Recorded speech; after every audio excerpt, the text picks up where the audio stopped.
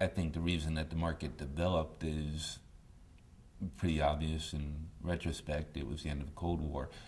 You had a world which was sort of frozen in terms of conflicts due to a standoff between the United States and the Soviet Union, and then effectively in '89 that ended. The Berlin Wall came down. Subsequently, the Soviet Union was no more.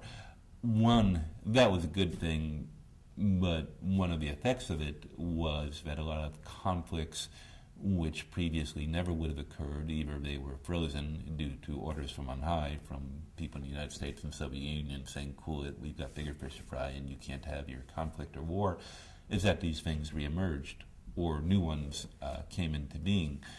And the states no longer had an interest in trying to keep the lid on. And, basically they had a hands-off policy, whether it was genocide in Rwanda or conflict in the Balkans. They said, it's not our hunt. We can't politically justify sending our troops in harm's way and getting these people killed in order to stop this. And we're not that much of a humanitarian that we're willing to risk blood and national treasure and capital in doing these things. So these markets or political vacuums emerged, and the private sector stepped in part because it was there to be filled. They could make money doing a job which traditionally had gone to the states, either as actors pursuant to United Nations peacekeeping operations or doing it directly on their own, such as the United States did in Somalia, for example.